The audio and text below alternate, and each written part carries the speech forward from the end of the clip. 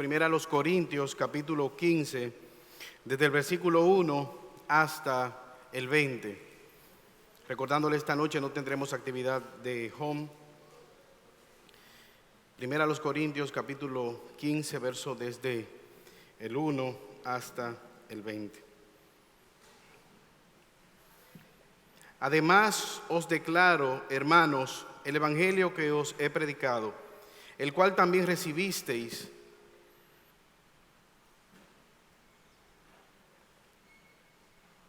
en el cual también perseveráis, por el cual asimismo, si retenéis la palabra que os he predicado, sois salvos, si no creísteis en vano.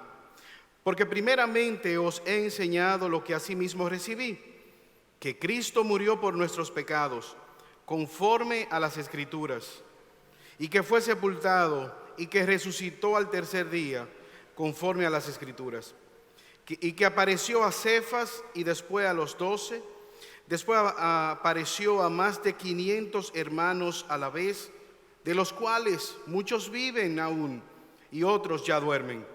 Después apareció a Jacobo, después a todos los apóstoles, y al último de todos, como a un abortivo, me apareció a mí, porque yo soy el más pequeño de los apóstoles, que no soy digno de ser llamado apóstol, porque perseguía la iglesia de Dios. Pero por la gracia de Dios soy lo que soy, y su gracia no ha sido en vano para conmigo.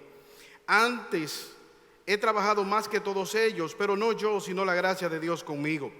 Porque o sea yo, o sean ellos, así predicamos, así habéis creído.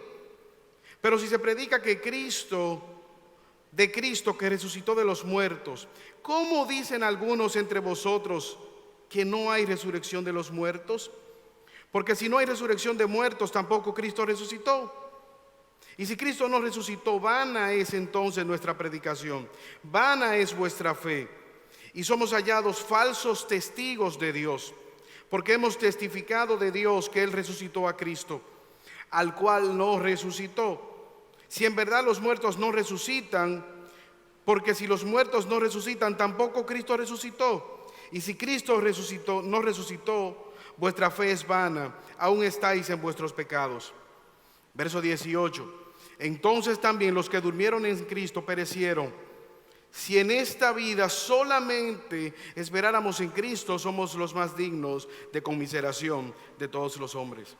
Mas ahora Cristo ha resucitado de los muertos, primicia de los que durmieron es hecho. Señor, una vez más, venimos delante de tu presencia, oh Dios, suplicándote, Padre Celestial, su asistencia.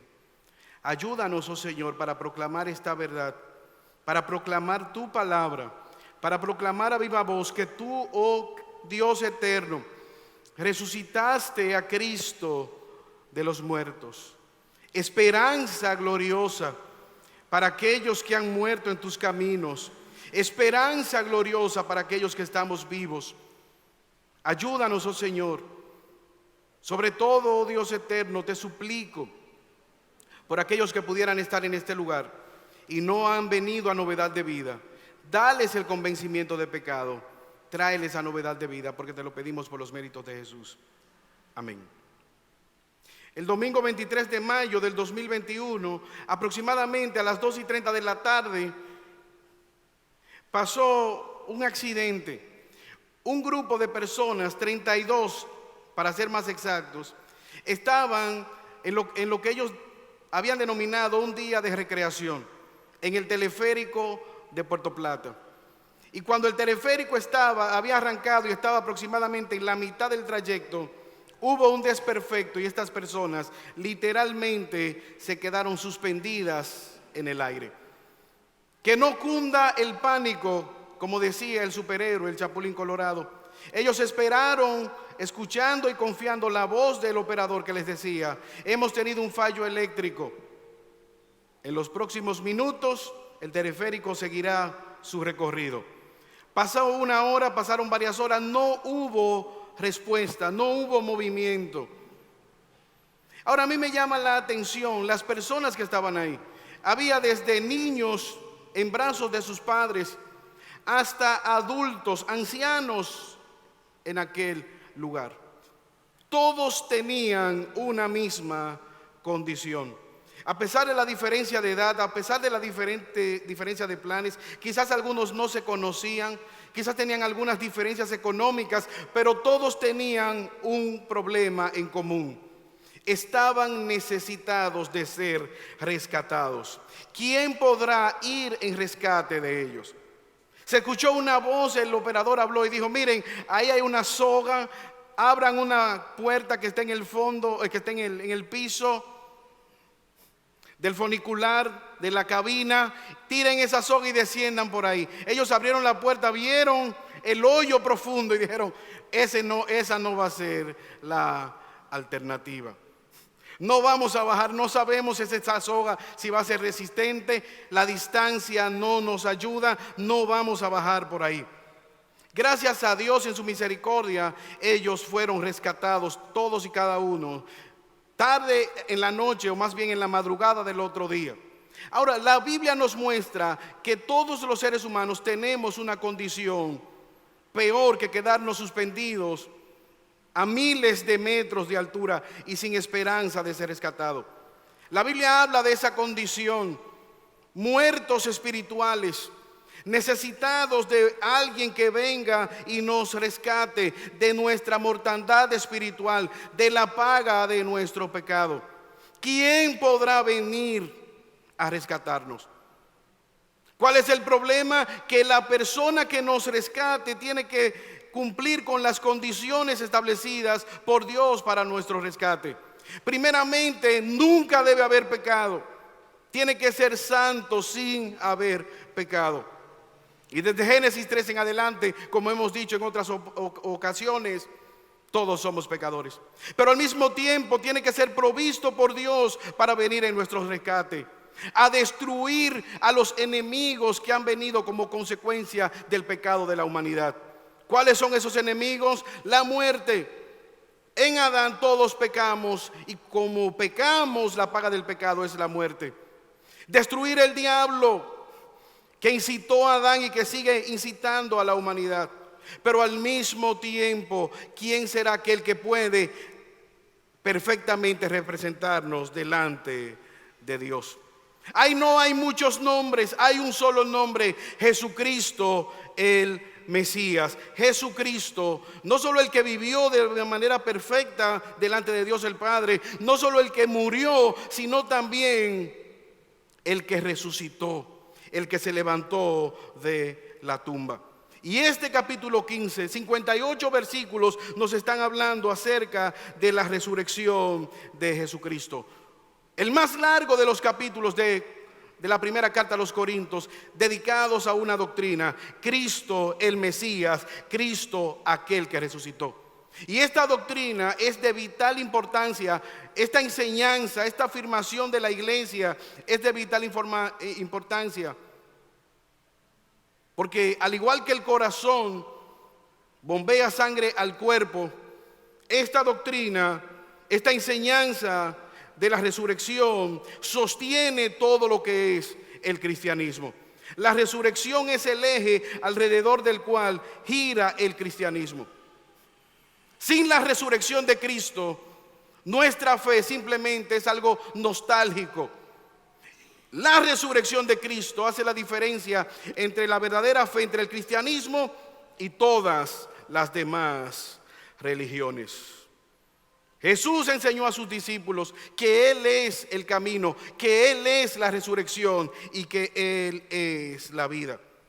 En Hechos capítulo 2 versículo 22, Pedro en su primer discurso proclamó a viva voz que ese Jesús que fue sacrificado se levantó de entre los muertos, y valientemente compartieron, proclamaron la verdad del evangelio. Ahora, en este contexto que nosotros acabamos de leer de 1 Corintios, estaban atacando no solamente la resurrección de Cristo, sino la eficacia, cómo los muertos resucitan. Y hay dos grandes ataques que recibe la resurrección de Jesucristo. Primeramente, atacando la historicidad, si es verdad o no es verdad que Cristo resucitó. Y la segunda herramienta la segunda manera de atacar la resurrección de Cristo es a través de poner en duda la eficacia de las personas que han creído en esta doctrina. Poner en duda el poder de Cristo para resucitar de los muertos. Y estos versos del 1 al 20, la primera mitad nos habla de la historicidad de la resurrección de Cristo. Y la segunda mitad nos habla de las implicaciones que tiene esta obra de Dios resucitando a Cristo de entre los muertos. Lo primero que queremos ver es cuáles son esas evidencias que nos muestra el pasaje. ¿Cuáles son estos testigos que Pablo trae y los sienta en el banquillo para que testifiquen acerca de la resurrección de Cristo? Lo primero en el versículo 1 que podemos ver es que Pablo cita como testigo a la iglesia. Él cita a la iglesia como testigo de que Cristo resucitó. ¿Qué es la iglesia? Aquellos que han sido comprados a precio de sangre, aquellos que han sido llamados a novedad de vida, aquellos que han sido rescatados de la mortandad espiritual y han venido a ser parte de una familia, la familia de la fe. Versículo 1: además os declaro, hermanos, el evangelio que os he predicado, el cual también recibisteis, en el cual también perseveráis. El apóstol Pablo da a conocer a estos hermanos, a este cúmulo de creyentes, él le puede llamar hermanos. Su identidad está ligada a Cristo. ¿Por qué ellos son hermanos? Y estamos hablando de gentiles, no solamente judíos, pecadores. En el versículo 6, primera a los Corintios, nos hablan de ellos que tenían una pasada manera de vivir dedicada al pecado, pero ahora, al igual que Pablo, ellos son llamados hermanos. ¿Por qué? Porque su identidad está en Cristo. ¿Por qué? Porque ellos tienen ahora una misma fe, un mismo Señor, un mismo mensaje que proclamar. Versículo 58: así que, hermanos míos, estad firmes y constantes, creciendo en la obra de Dios. Habían recibido el evangelio, habían creído en Cristo como su Señor y Salvador. Pero al mismo tiempo, este cúmulo de personas milagrosamente habían sido transformados y andaban en novedad de vida. El poder de Cristo resucitado les había transformado. El poder de Cristo resucitado le había cambiado su existencia. A veces nosotros vemos en la prensa titulares o quizás videos de personas que dicen: se convirtió fulano de tal, dio una rueda de prensa anunciando que es creyente, decidió borrarse los tatuajes de su cuerpo, va a lanzar un disco de música para creyentes. Ahora la pregunta: ¿qué es un creyente? ¿Quién es un verdadero hermano? ¿Quién es alguien que ha nacido de nuevo? Este pasaje lo responde. ¿Quiénes son hermanos? O déjame hacerte la pregunta de otra manera: ¿por qué Pablo puede decir hermanos a estas personas? Versículo 2: por el cual, por la noticia que recibieron, por el Cristo que les fue predicado, por el evangelio que fue predicado, ustedes retienen la palabra que le ha sido predicada, sino vuestra fe es vana. ¿Qué es un creyente? Aquel que recibe la buena noticia de que Cristo vivió una vida perfecta, de que Cristo murió en nuestro lugar, pero al mismo tiempo que Cristo se levantó con poder de la tumba. Y no solamente lo confiesa intelectualmente, sino que se aferra a esa buena noticia, que vive conforme a esa buena noticia. Retiene la palabra del evangelio, vive y está dispuesto aún a morir por esa palabra de vida. Pastor, ¿y qué pasa con aquellos que en alguna vez profesaron una fe y hoy no están en la iglesia en sentido general?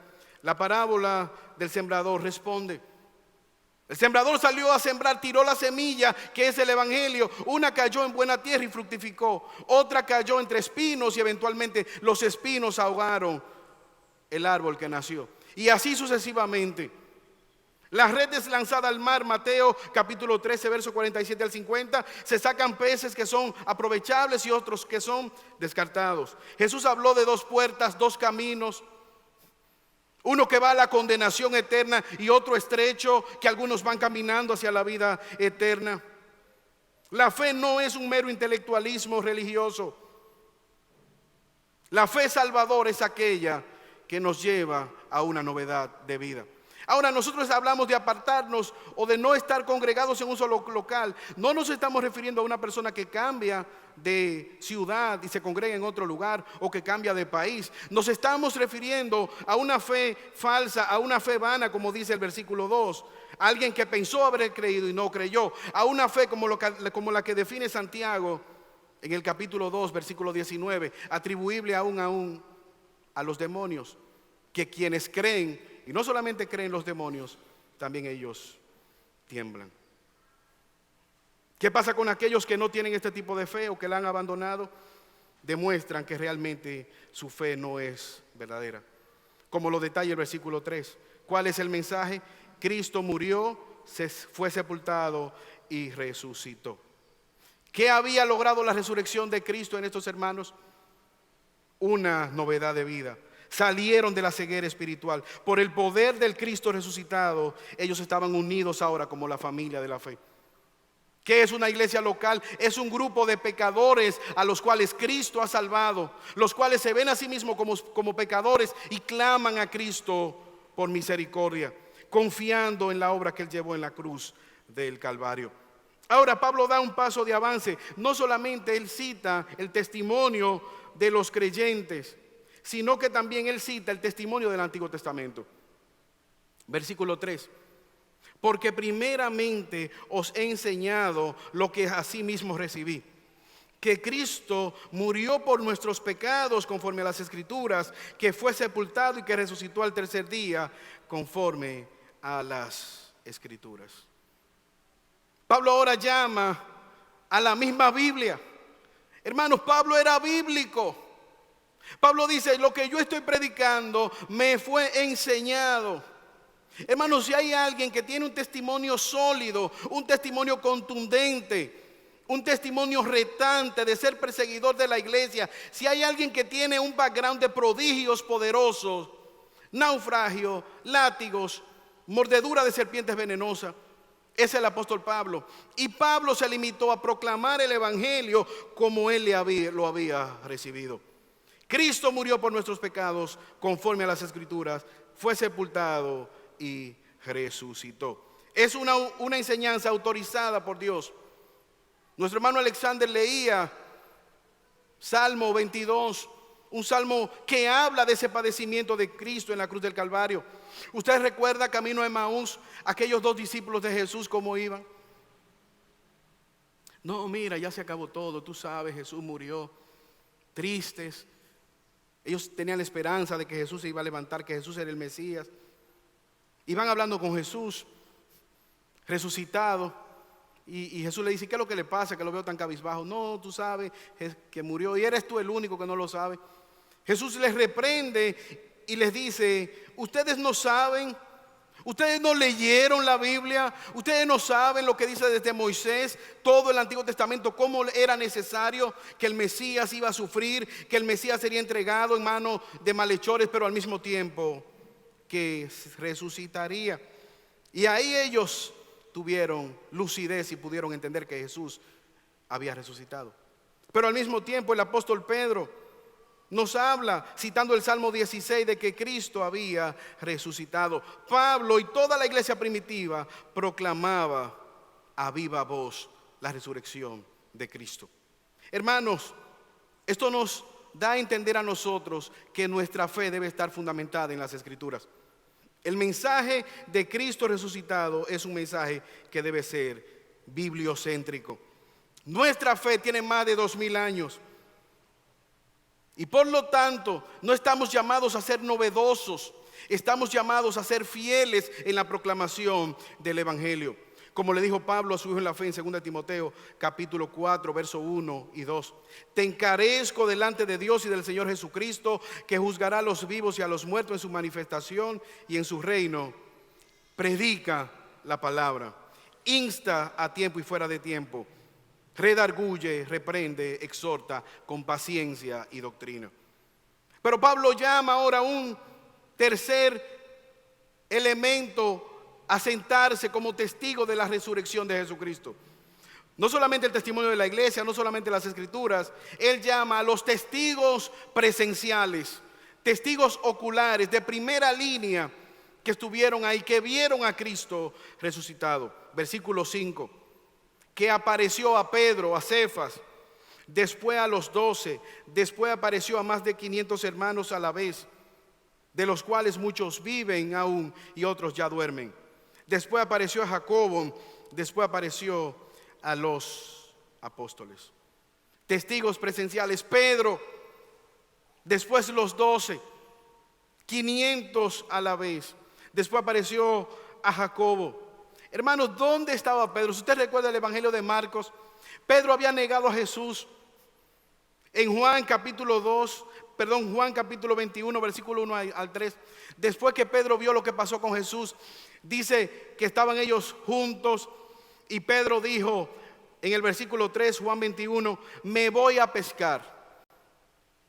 Qué bueno que yo no vendí mi red.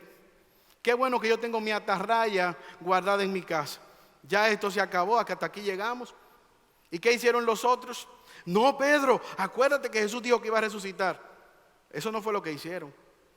Dice, nosotros también vamos contigo. Se acabó. Cristo murió, no ha resucitado. Vamos a tirar las redes. ¿Qué dice el apóstol Pablo? Jesús apareció a Pedro. Jesús apareció a los 12. Jesús apareció a más de 500 al mismo tiempo. Y mira en Hechos capítulo 5, versículo 29 al 31, Pedro es amenazado de ser asesinado si no deja de predicar el evangelio. Y oye la respuesta que dio Pedro: es necesario obedecer a Dios antes que a los hombres. Este Jesús a quien ustedes mataron colgándolo en un madero, a este Dios ha exaltado con su diestra por príncipe y salvador, para dar a Israel arrepentimiento y perdón de los pecados. ¿Qué hizo la diferencia entre un Pedro que estaba dispuesto a negar a Jesús delante de una sierva? ¿Qué hizo la diferencia de un Pedro que estaba dispuesto a volver a tirar redes, volver a su oficio de pescador y olvidar todo lo que vivió con Jesús? ¿Sabes qué hizo la diferencia? Cristo resucitado le apareció a Pedro y a los 12. Y por eso ellos estaban dispuestos a dar su vida. Nadie muere por una mentira. Pedro, vamos a matarte y tú vas a decir que es verdad que Cristo resucitó. Si él no hubiese estado convencido de pecado, si él no hubiese estado convencido de que Cristo resucitó por sus pecados, él no estaría dispuesto a morir. ¿Ustedes han visto las personas que entran a estos tribunales en estos días por los seguimientos de la noticia? ¿Cómo ellos entran a los tribunales? Nosotros somos inocentes, una calumnia, y vamos a demostrar. Y vienen los fiscales y le dicen, mira esta cuenta bancaria. Mira, aquí hay 5 que dicen que fuiste tú. Es más, de ellos han devuelto incluso recursos. ¿Qué tú tienes que decir? Bueno, ahora sí, si es así ya.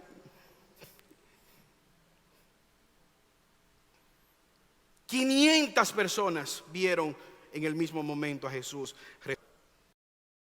Y el apóstol Pablo dice, muchos de ellos son sus vecinos. Muchos de ellos ustedes los conocen. Muchos de ellos ustedes han escuchado. Algunos ya se han muerto, pero otros han testificado. Y ustedes son testigos, le dice Pablo a los corintios, de esas personas. Ustedes escucharon el testimonio de esas personas. Por eso, hermanos, es importante que nosotros cimentemos nuestra fe de manera particular en quién es nuestro Señor y Salvador Jesucristo. ¿Usted recuerda a Pedro? El mismo Pedro, cuando Jesús preguntó: ¿quiénes dicen los hombres que yo soy? Algunos dicen que tú eres Juan, y comenzaron a decir: ¿y ustedes? Y Pedro dijo, motivado por el Espíritu Santo: tú eres el Cristo, el Hijo del Dios viviente.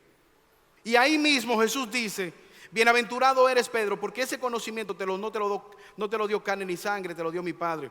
Y es necesario que el Mesías padezca sufrimiento. La afirmación de que Jesús es el Mesías está ligada a que Jesús iba a resucitar. Por eso Él apareció dando testimonio de que Él está vivo. Más de 500 personas a la vez testificaban de que Jesús había resucitado. Pero al mismo tiempo hay otro testigo. Versículo 7. Después apareció a Jacobo, después a todos los apóstoles. Este Jacobo, medio hermano de Jesús. Juan 7:5 se nos dice que ni aun sus hermanos creían en él, que sus hermanos estaban del lado de los fariseos, de los escribas, de los saduceos, pero que ahora él es un creyente. Incluso escribió una epístola, la epístola de Santiago. Ahora a mí me llama la atención, hermanos, algo. No importa que seas medio hermano de Jesús, no importa que sea un prominente fariseo como el caso del apóstol Pablo, no importa cuán cerca tú hayas estado de Jesús, el caso de Pedro y de los 12, no importa si la persona se alimentó del milagro de la multiplicación de los panes y los peces, solamente Cristo y este crucificado, esperanza de vida eterna. Es una relación personal con Jesús. Es un convencimiento personal con Cristo de que Él es quien Él dijo que Él era. No es una fe colectiva. Es un llamamiento individual, testigos presenciales, testigos particulares. Este Jacobo, que era incrédulo, ahora es un fiel creyente y pudo testificar de que ese medio hermano de él es quien dijo ser, es el Mesías que se levantó de la muerte. Pero al mismo tiempo Pablo da un paso más de avance. Él llama a un testigo especial. ¿Quién es ese testigo especial? Versículo 8. Y al último de todos, como a un abortivo, me apareció a mí, porque yo soy el más pequeño de los apóstoles, que no soy digno de ser llamado apóstol, porque perseguí a la iglesia de Dios. Pablo dice: a mí el Señor me apareció, Jesucristo resucitado. Yo iba camino a Damasco como perseguidor a destruir la fe, a destruir a la iglesia, y Jesús se me apareció camino a Damasco y tuvo misericordia de mí. ¿Cómo lo hizo? Como un abortivo. ¿Qué es un aborto? Es un nacimiento fuera de fecha. Como al último de los apóstoles, fuera de fecha, no estaba previsto. Y yo no soy ni siquiera digno de ser llamado apóstol por lo que hice con el evangelio. Perseguí a la iglesia. Pero a pesar de todo, la gracia de Dios fue sobre mí. No fue por mis cualidades, no fue por mi trayectoria, todo lo contrario. Su misericordia, su gracia me alcanzó. Y por su gracia yo soy lo que soy. Dios tuvo misericordia del apóstol Pablo y le trajo a novedad de vida. No importa, como dijimos anteriormente, qué tan conocidos seamos de Jesús, solamente a través de Cristo tenemos vida eterna. Cristo crucificado, Cristo que murió, Cristo también que resucitó. Pero el testigo que él cita en el versículo 11, testimonio del mensaje, el mensaje que ellos recibieron. Tanto los demás apóstoles como el apóstol Pablo tenían un único mensaje. Porque sea yo o sea ellos, así predicamos y así habéis creído. Es un único mensaje, el que les fue predicado a ustedes, el que ustedes creyeron, el que ustedes recibieron. Hermanos, en ese sentido, la iglesia sigue proclamando la verdad del evangelio. No hay otro mensaje, no hay otro camino, no hay otra esperanza de vida para el pecador. Cristo, el que murió, Cristo, el que resucitó, Cristo, esperanza gloriosa. Ahora, ¿qué pasa, hermanos, cuando Satanás no puede negar la existencia de Jesús? Cuando Satanás no puede negar la resurrección de Cristo, ¿qué hace? Confunde, trae confusión. Génesis capítulo 3.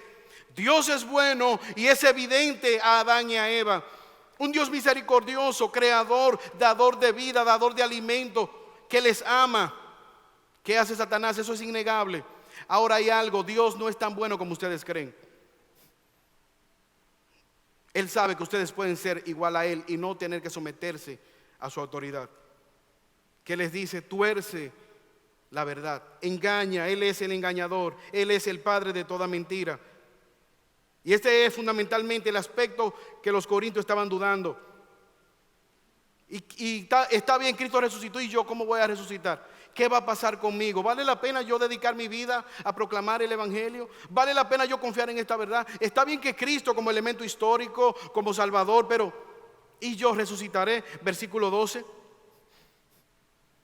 Pero si se predica a Cristo que resucitó de los muertos, ¿cómo dicen algunos entre vosotros que no hay resurrección de los muertos? Y aquí está el problema. Cristo resucitó, pero ustedes no saben. Usted está por verse si han de resucitar, sembrando dudas acerca de esta doctrina. ¿Cuáles las implicaciones? Si Cristo no resucitó, ¿qué implicaciones tendría para ellos y para nosotros? Puesto que al igual que ellos, nosotros creemos que Cristo resucitó. Lo primero, hermanos, versículo 13. No hay resurrección de los muertos. Si nadie puede resucitar, Cristo no resucitó. Es el elemento del apóstol Pablo. Si no hay resurrección de los muertos, tampoco ustedes pueden decir que Cristo resucitó. La primera evidencia. Si ustedes dicen que nadie puede levantarse de los muertos, Cristo no resucitó. Y aquí hay algo, hermanos, aquí hay una influencia cultural griega. Los griegos creían que el espíritu es bueno, la carne es mala. Por lo tanto, ¿cómo tú puedes proclamar la verdad de un Dios encarnado? Para ellos eso era una locura. Por eso usted lee a Juan y Juan dice, vimos su gloria, en el principio el verbo de Dios. Y si al principio el Dios constitutivo de todo cuanto existe. ¿Cuál era el problema cuando Juan dice? Y ese verbo, Jesucristo, se humanó, se encarnó. Ahí tenían ellos problemas. Entonces había una doctrina que dice que Jesús no era humano, los docetas, que Él tuvo apariencia de humano. Pero el cristianismo enseñaba, y el mismo Cristo proclamó, aún después de resucitado, que metieran sus dedos en sus heridas, comió con ellos, caminó en medio de ellos. Hermano, fue un cuerpo que fue bajado literalmente de la cruz. Fue un cuerpo que fue envuelto en lino. Fue un cuerpo que fueron a buscar para embalsamar. No fue una apariencia de un cuerpo. Un espíritu no tiene hueso, no tiene carne, como dijo Cristo, Lucas 24, 39 al 43. Comió delante de ellos, bebió, derramó su sangre físicamente. ¿Ve la importancia de esta doctrina de dudar? Y por ahí se van todos nuestros principios como creyentes. Si Cristo no era humano, entonces no pudo habernos representado delante de Dios, porque fuimos humanos que pecamos delante de Dios. Si no era humano, entonces no pudo ser nuestro representante, no pudo ser el Cordero de Dios que quita el pecado del mundo. Pero al mismo tiempo, la predicación, si Cristo no resucitó, versículo 14, vana es nuestra predicación, es un sinsentido.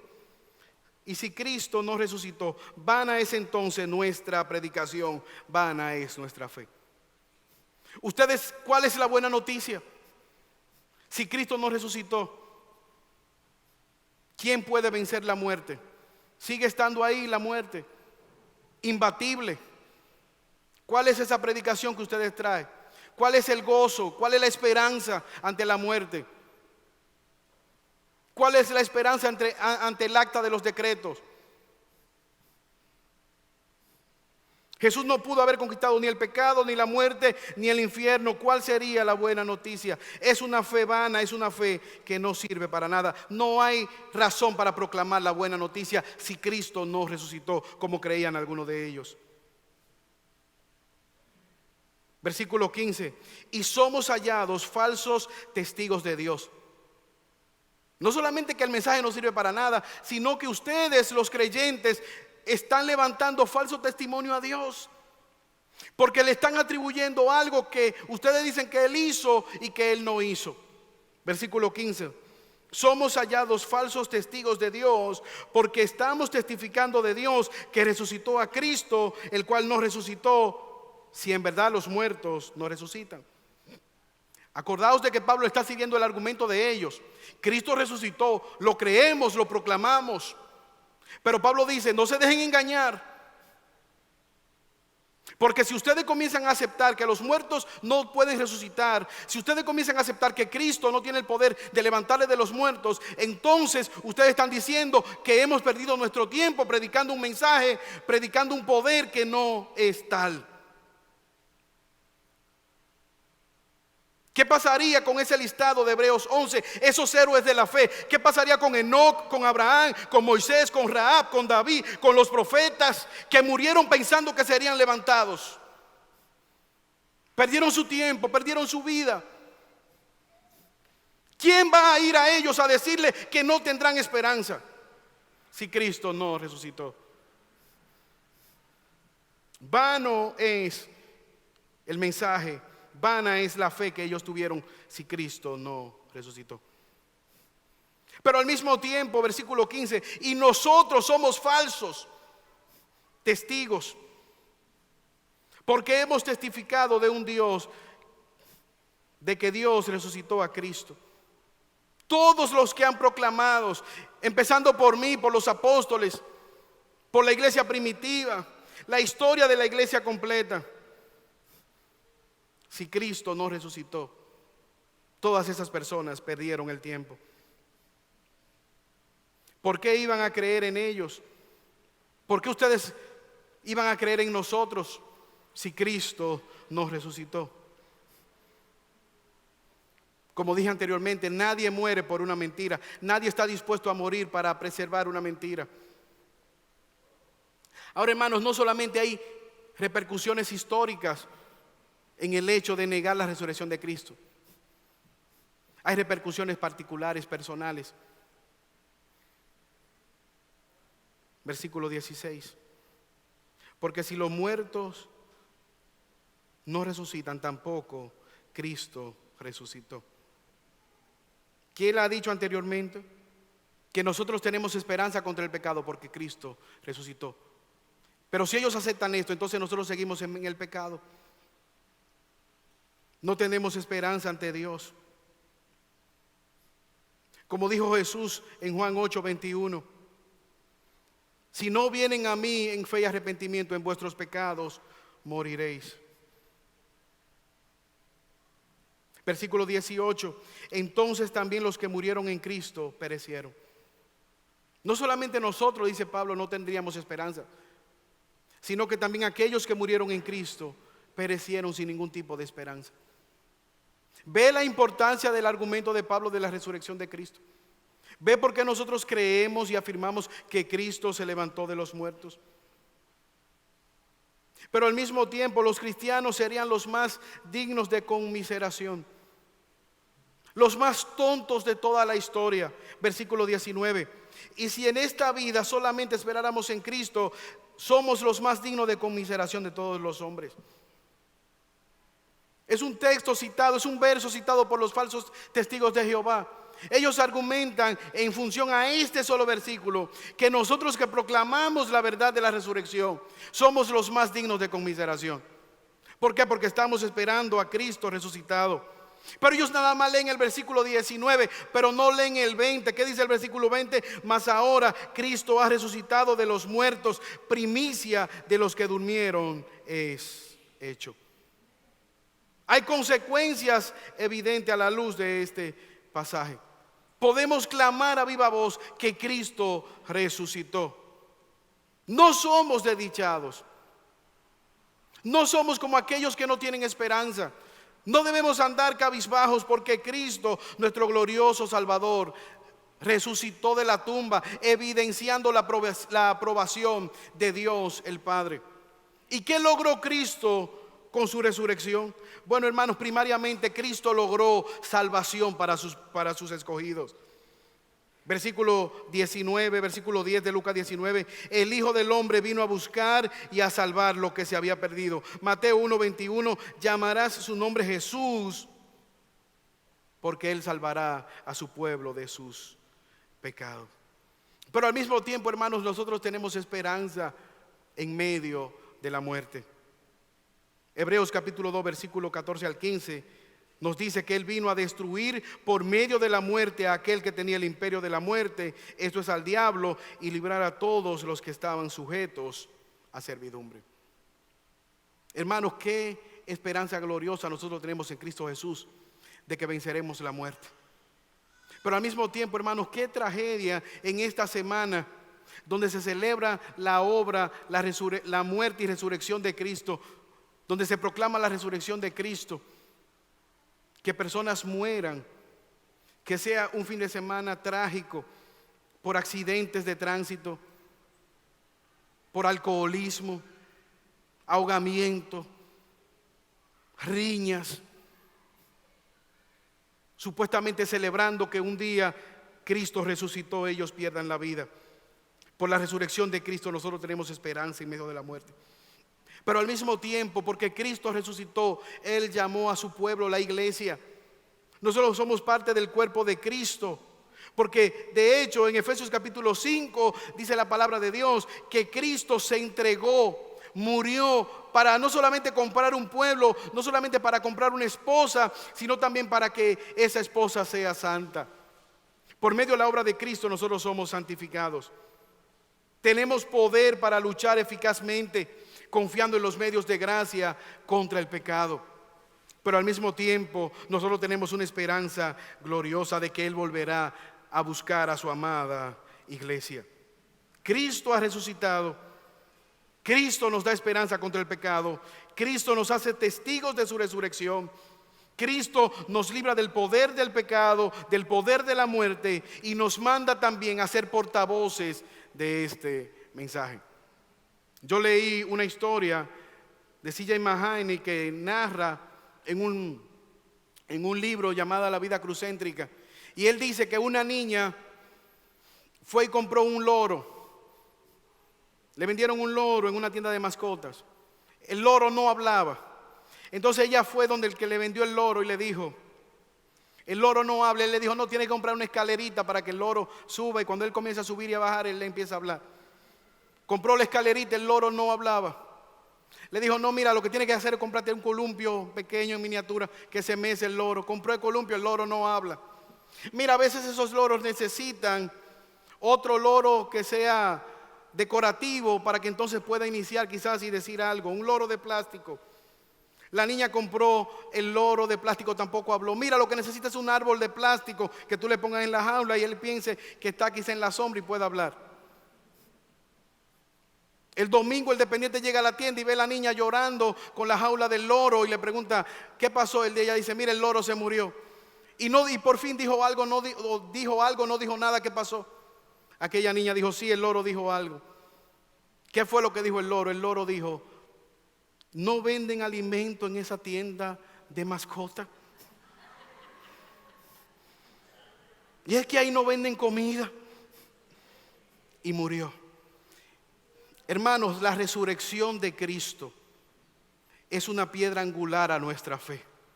Por eso en el día de hoy no podemos andar entristecidos. Cristo resucitó y eso cobra implicaciones para nosotros. El hecho de que Cristo resucitara no es que simplemente lo veamos como algo histórico, sino ese Cristo capaz de salvarnos, de perdonar nuestros pecados y de darnos esperanza gloriosa ante la muerte. Oremos. Señor y Dios, te damos gracias. Gracias, Padre, por tu palabra. Gracias por esa buena noticia de que Cristo resucitó, de que la tumba está vacía. No simplemente un hecho histórico, sino un hecho contundente en la vida de Pedro, en la vida de Pablo, en la vida de los apóstoles, en la vida de todos los héroes de la fe, en la vida de la iglesia, históricamente hablando, pero también en la vida de muchos de los que estamos aquí. Cristo es una realidad, Cristo resucitado, poder de Dios para salvación. Oh Señor, te ruego que aquellos que no han venido a novedad de vida puedan ser traídos con lazos de amor. Por Jesús te lo pedimos. Amén. Dios le guarde.